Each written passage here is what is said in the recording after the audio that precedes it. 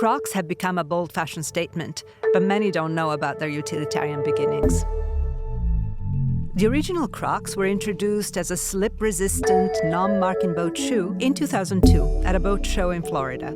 Earlier, founders Scott Siemens and Andrew Reddyhoff had made injection-molded medical shoes similar to traditional wooden clogs out of a synthetic foam called Croslite.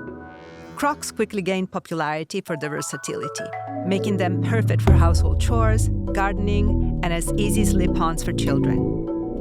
In 2005, Sherry Schmelzer, a mother of 3, began crafting decorative charms she named Jibbitz to personalize her family's sandals. Her innovation led to a successful business, prompting Crocs to acquire the company.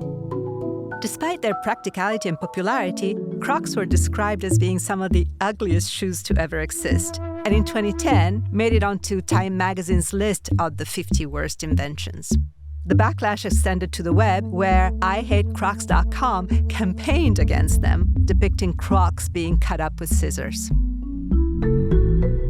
By 2016, Crocs had transformed into a fashion icon, collaborating with brands such as Christopher Kane, Simone Rocha, and Balenciaga. They became red carpet staples worn by celebrities such as Questlove and Brooke Shields, which created a shift in their public perception.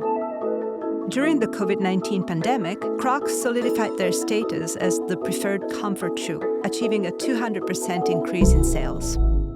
The Crocs story is that of a remarkable transformation from their origins as medical and sailing shoes to their surprising status as high fashion symbols. Yet Crocs remain utilitarian objects, embodying functionality and comfort. Their story also poses a timeless question: what can be considered elegant?